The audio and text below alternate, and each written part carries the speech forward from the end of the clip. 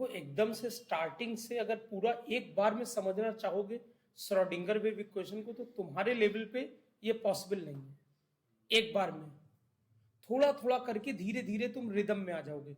अब जैसे पिछले टाइम पे जो मैंने आपको डेरिवेशन बताया था पिछले लेक्चर में, उस डेरिवेशन को आज हम यूज करके कुछ सवाल निकालेंगे तो आपका थोड़ा दिमाग और चलेगा, ठीक है ना। फिर रेडियल प्रोबेबिलिटी डेंसिटी और ये सब बताएंगे। तो देखो ये मैंने आपको बताया था, सब लोग ध्यान से सुनो।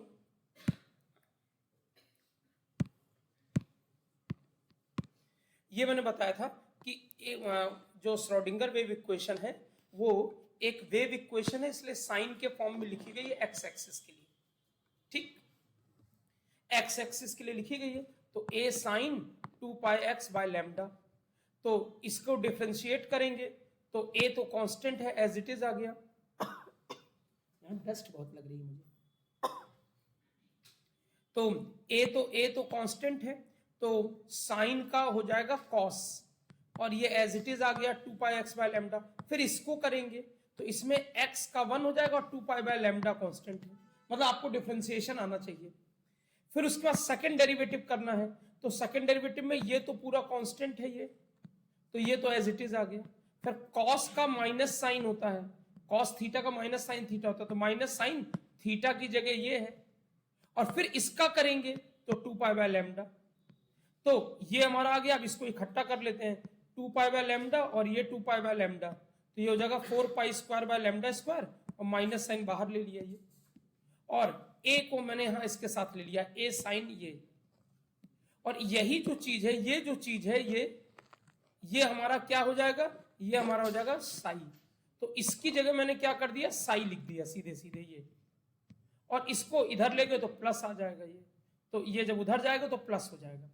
और फिर मैंने यहां दिखाया कि ये 1 बाय जो लैम्डा स्क्वायर है, ये जो लैम्डा स्क्वायर है 1 बाय लैम्डा स्क्वायर, तो लैम्डा है h अपॉन एम वी, तो 1 बाय लैम्डा इसका रेसिप्रोकल ले लिया, 1 by lambda M V upon H, squaring कर दी तो M square V square upon H square. ये बता चुका हूं इसीलिए जल्दी जल्दी बता रहा हूं, ठीक है, जिससे आप टच में आ जाओ।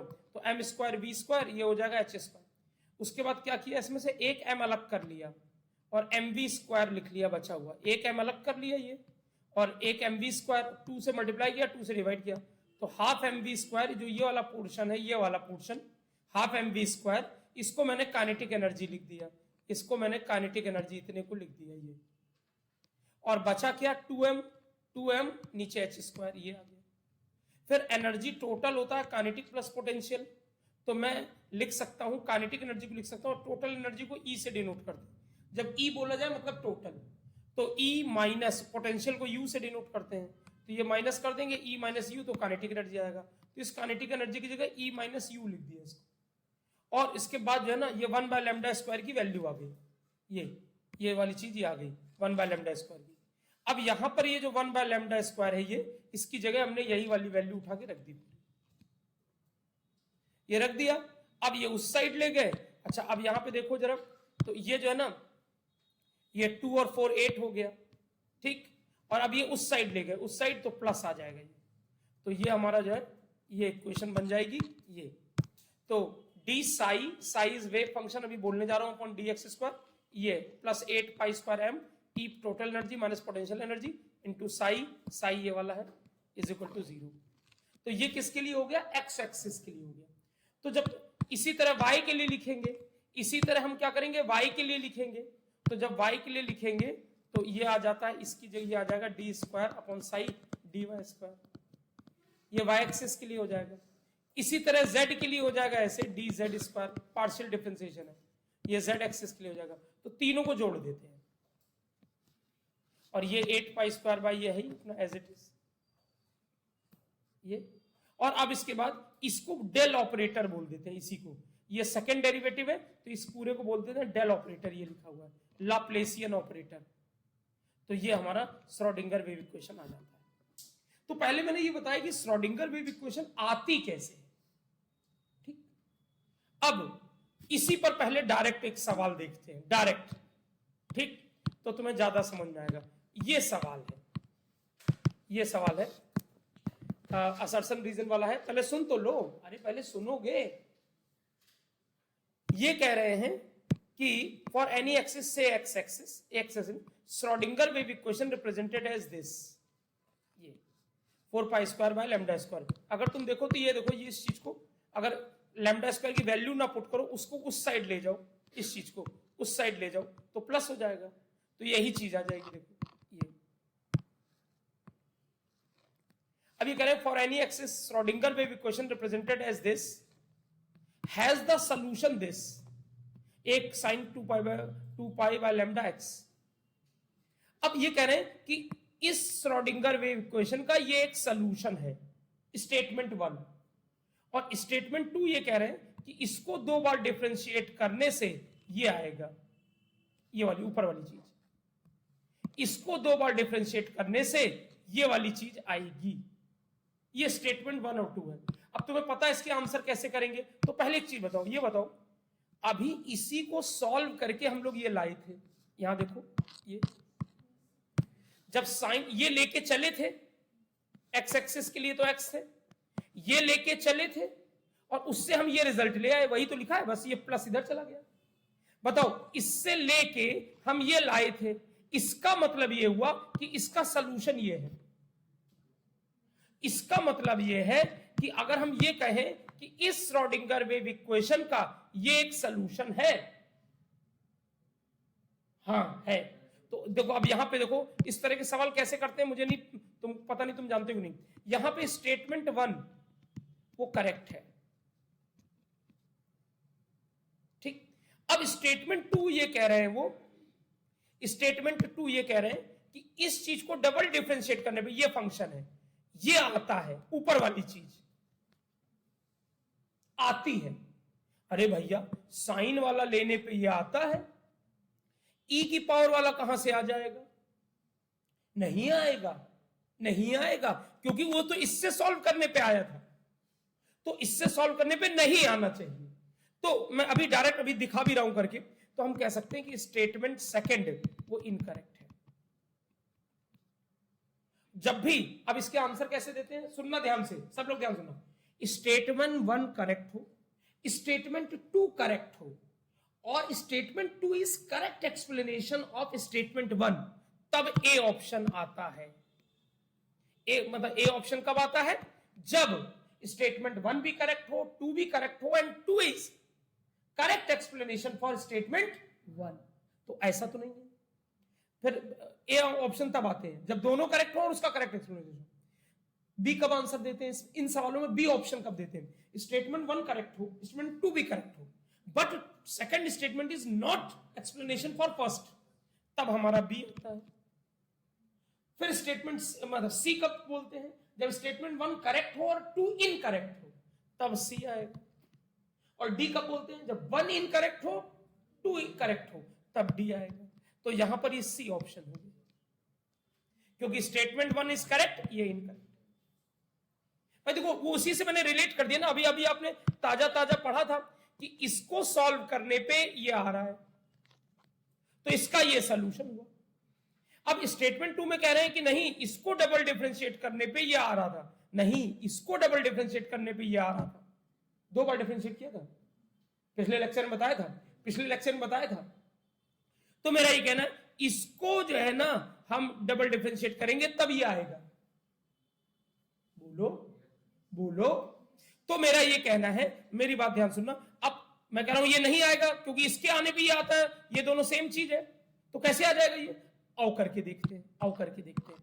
तो मैं यहां देखो दिखा रहा हूं, सॉल्व किया हुआ तो है बट मैं अलग से लिख के दिखा रहा हूं। देखो साई ए ई की power minus 2 pi x by lambda, इसको डिफरेंशिएट करो पहले एक बार। ये तो बताओ ए कांस्टेंट है और ई की पावर कुछ भी होता है वो उसका वही डिफरेंशिएशन होता है।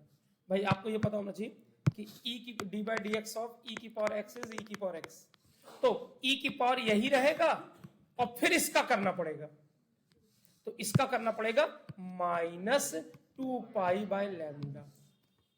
तो पहले अब इसको लिख लेते हैं, तो ये हो जाएगा ए माइनस बाहर ले लेते हैं और 2 पाई बाय लैम्डा इधर ले लेते हैं, इधर ले लेंगे, तो 2 पाई बाय लैम्डा ई की power minus 2 pi x by lambda. बोलो इतनी बात चीज समझ में आई, हाँ या ना? ये हमारा हो गया D psi by over D X. अब इसको डबल डिफरेंशिएट करने जा रहे हैं। क्या करने जा रहे हैं? डबल डिफरेंशिएट करने जा रहे हैं। ये तो पूरा कांस्टेंट है, ये तो पूरा कांस्टेंट है, तो एज इट इज हो गया। और इसका e की power minus 2 pi x by lambda, ये, और फिर इसका करेंगे तो माइनस 2 पाई बाय लैम्डा, वही चीज जैसे ऊपर की। अब क्या करेंगे, इसको सॉल्व कर लोगे तो बताओ, ये यहां पर 2 ये क्या हो जाएगा, minus minus plus, minus minus plus, 2 पाई क्या हो जाएगा, 4 pi square by lambda square, और e की पावर, अब ये जो a है ना, इसके साथ ले लेना है यहाँ, तो a e की power minus 2 pi x by lambda, ये हो गया। बोलो ठीक। अब मेरा ये कहना है, इसको मैं क्या लिख सकता हूं बताओ, एक देखिए कितने लोग बता पाते हैं। मैं इसको क्या लिखूं, बोलना नहीं, हाथ ऊपर करो। मैं इसको क्या लिखूं, मैं इसको क्या लिखूं, मैं इसको क्या लिखूं, मैम बोलिए। साई, फाई नहीं साई, ठीक है ना, तुम लोगों पे तो वाईफाई का असर है, ठीक है ना। तो ये हो जाएगा, ये ऐसे dx square 4 pi square by lambda square, ये वाली चीज ऊपर लिखी है ना, यही चीज है, साई है, साई, तो दिस इज साई। अब बताओ, ये उस साइड गया तो क्या हो जाएगा, D psi square by dx square minus 4 pi square lambda square psi equal to 0। तो ये माइनस आ रहा है, ये देखिए माइनस आ रहा है, और आप कह रहे हैं कि प्लस आ रहा है। ऐसा कैसे चलेगा भाई, ये गलत है, नहीं समझे। तो तुम देख रहे हो, ये सवाल किस पर बेस्ड है, ये सवाल किस पर बेस्ड है, बोलो, पूरा डेरिवेशन पे। नहीं समझे, सवाल की जल्दी से फोटो खींचिए, सवाल की फोटो खींच लीजिए, अभी लिखने का टाइम बाद में दूंगा, एक सवाल और करूं पहले।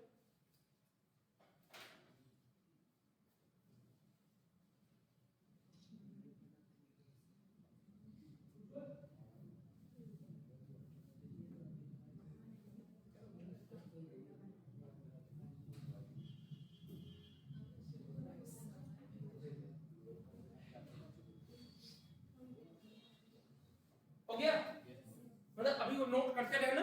समझ में आया कुछ, गेम समझ में आया, बोलो बोलो। ये वर्किंग भी फोटो तो खींची लो, वर्किंग के भी फोटो तो खींची लो।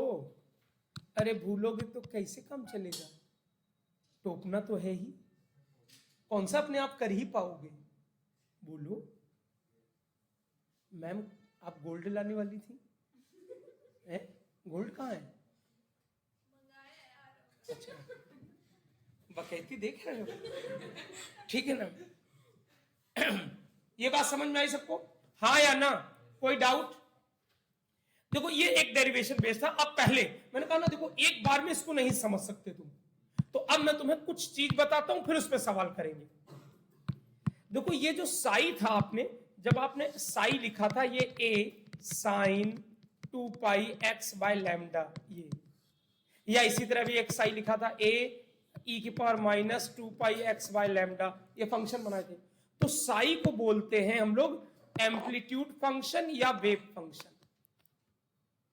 क्या बोलते हैं इसको, एम्पलीट्यूड फंक्शन या वेव फंक्शन।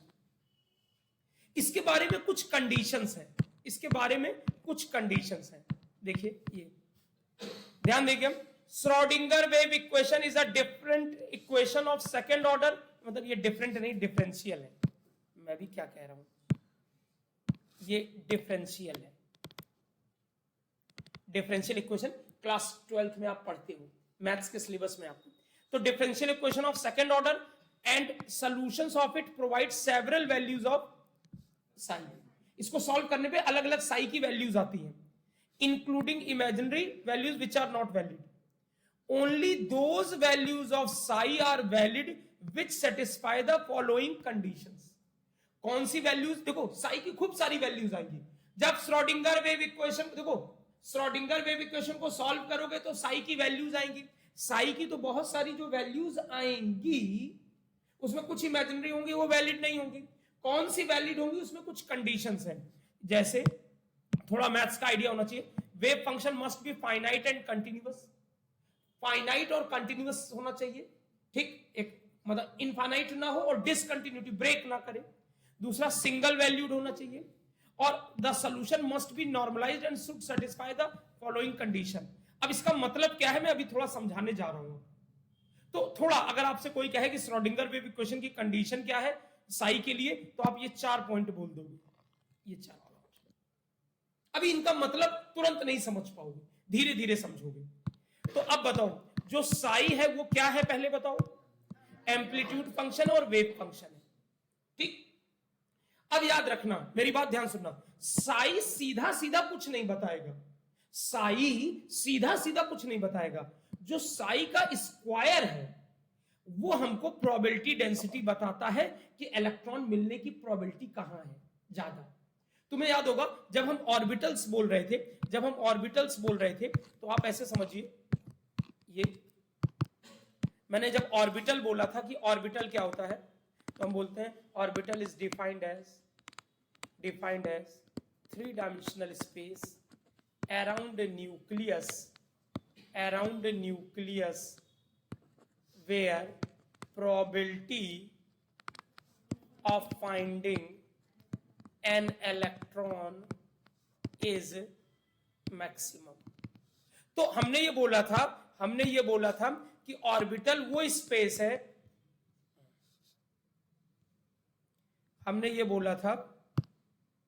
कि ऑर्बिटल वो स्पेस है 3 डायमेंशनल स्पेस अराउंड न्यूक्लियस जहां इलेक्ट्रॉन की मिलने की प्रोबेबिलिटी ज्यादा है। तो जो साई आता है, जो साई की वैल्यूज आती हैं, जो भी, ये डायरेक्टली कुछ नहीं बताएगा।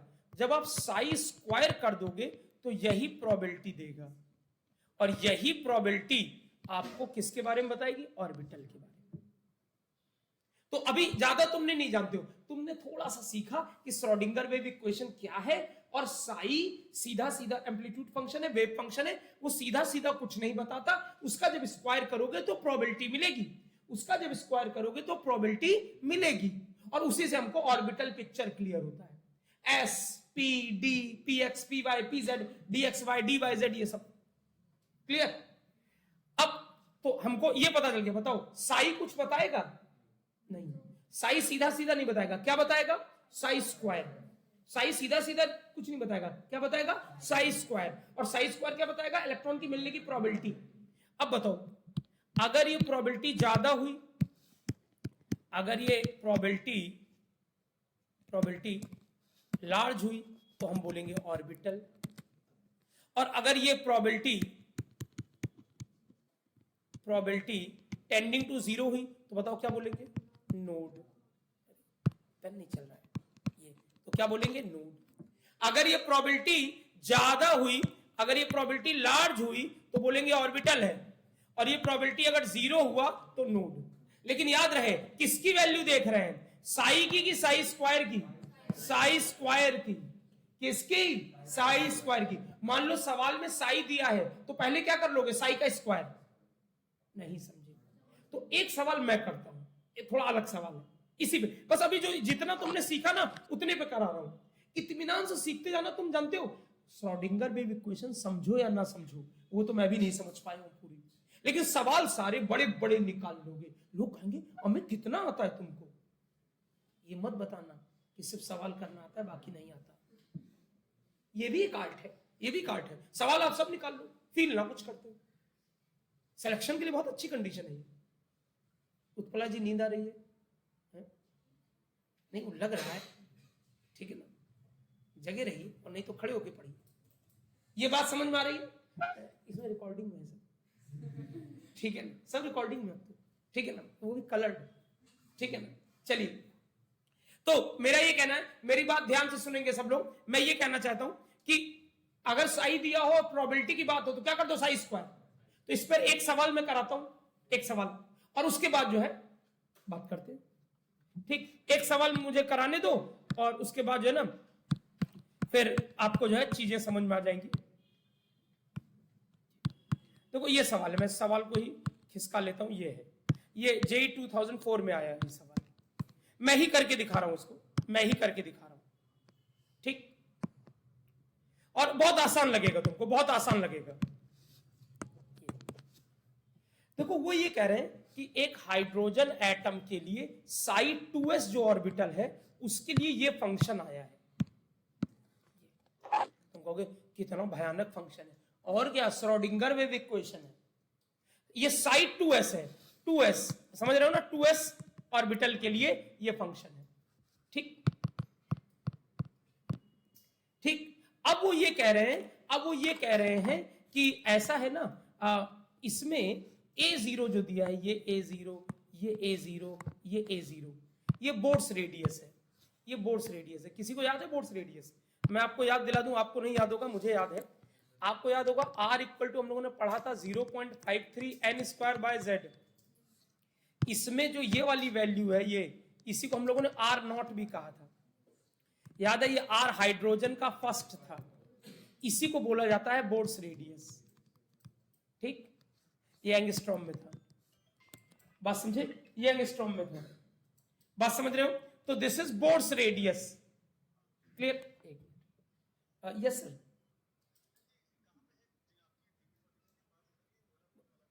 नहीं, बस टीपी फर्नीचर के जस्ट सामने है। एक मिनट, मैं आ रहा हूं, आ रहा हूं। तो मेरी बात ध्यान से समझो। तो ये बोर्ड्स रेडियस है, जो बोर्ड्स रेडियस है वो जो है ना, उसी को R0 भी बोलते हैं, A0 भी बोलते हैं। क्लियर? अब ये तुम्हें साई दिया है, तो वो कह रहे हैं बोर्ड्स रेडियस है, वो कह रहे हैं रेडियल नोड R0 पर है। ठीक, तो फाइंड R0 की वैल्यू निकालो A0 के टर्म्स में, ये सवाल है। तो साई दिया है, साई का पहले स्क्वायर कर दो, सब लोग स्क्वायरिंग करो, जल्दी सवाल नोट करो, सवाल नोट करो।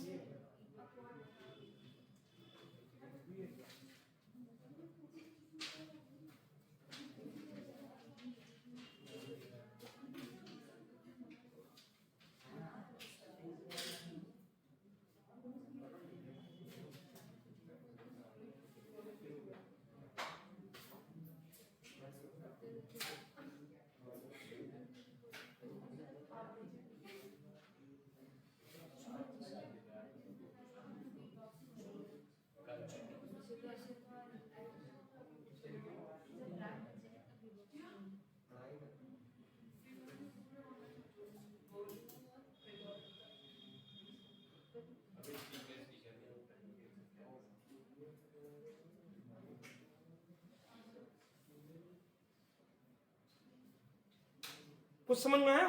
साई स्क्वायर किया। अच्छा, अब एक मिनट पहले देख लो, अब मैं ही कर रहा हूं, रुक जाओ। पहला सवाल तो मैं ही कर रहा हूं, दूसरा तुम करना, दूसरा तुम करना। देखो पहले सब लोग देखो, साई का स्क्वायर करोगे तो बताओ क्या आएगा। देखो इसका जब स्क्वायर करोगे 1/16, 4 का स्क्वायर 16, √2 का स्क्वायर 2 पाई, मतलब 32 पाई। चलो 16 इंटू 2 इंटू पाई, और ये 1/A0, और इसका जब स्क्वायर करोगे तो 2 कट जाएगा, 3 बचेगा, और इसका हो जाएगा 2 - R/A0 का स्क्वायर। और e की पावर, मतलब एक ये पता है ना, a का अगर मान लो पावर x है, स्क्वायर किया तो ये a की पावर 2x होता है, ये बात समझते हो? तो ये हो जाएगा e की पावर -2R/A0। यही तो सिंपल किया। बाबूजी सामने देखो, पिछले लेक्चर में एब्सेंट थे ना उमम, खड़े हो जाओ, खड़े हो जाओ। ठीक है ना? हाँ, तुम्हें मुर्गा बना दूंगा मैं। चलो ये बात समझ में आई सबको, हाँ या ना? अब आगे देखो सब लोग, ये आ गया। अब वो कह रहे हैं रेडियल नोड है R0 पे, तो एक काम करते हैं, बताओ नोड का मतलब क्या हुआ? अगर देखो वो कह रहे हैं नोड है at R is equal to A0 पे, ये नोड है, ठीक है ना? सॉरी R0 पे कह रहे नोड है, देखो लिखा है radial node B eight R0, तो R की जगह R0 पुट करोगे तो नोड आ जाएगा। नोड का मतलब है साई स्क्वायर का 0 होना। नहीं समझे?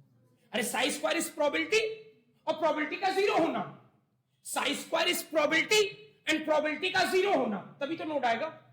तो मैं क्या कर रहा हूं, इसको जो है ना, ये इसको 0 किया ये, और 1/32 पाई 1/A0 का क्यूब 2 माइनस R की जगह A0, R0 पुट करना पड़ेगा, A0 e की पावर स्क्वायर 2 R की जगह R0 A0।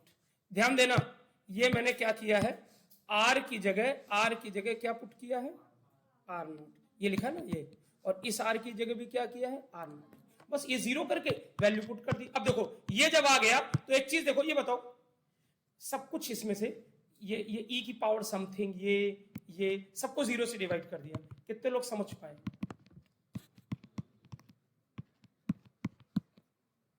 अरे वो सब कांस्टेंट टर्म में डिवाइडेड बाय 0, अरे ये तो फिक्स्ड वैल्यूज हैं, और ये भी e की पावर समथिंग है, किसी भी नंबर की कोई भी पावर होती है वो 0 होती नहीं, तो इन सबको 0 से डिवाइड कर दिया, 0 हो गया सब, ये बचा। इसका मतलब क्या हुआ, अब ना कर पाए तो बेकार है, फिर 0 बराबर 2 माइनस R0 अपॉन A0, इसका मतलब क्या हुआ, 2 is equal to R0 upon A0। उन्होंने R0 की वैल्यू बोली, कैसा मजा आया? अब समझ में आई बात, हाँ या ना? कोई डाउट? तो ये जो है इस तरह से ये सवाल हुआ, ठीक? ये तो मैंने लंबा चौड़ा करके लिख दिया, मैं यहां पे ये सॉल्यूशन तुमको अच्छा सॉल्यूशन दिखा दे रहा हूं, ये अच्छा सॉल्यूशन। कोई डाउट? तो तुम ये सवाल नोट कर लिया था ना ये, और अब ये सवाल तुमको करना है, मैं थोड़ा ये सॉल्यूशन है और ये सवाल तुमको करना है, ये आंसर भी 5 है, प्रूविंग करनी है।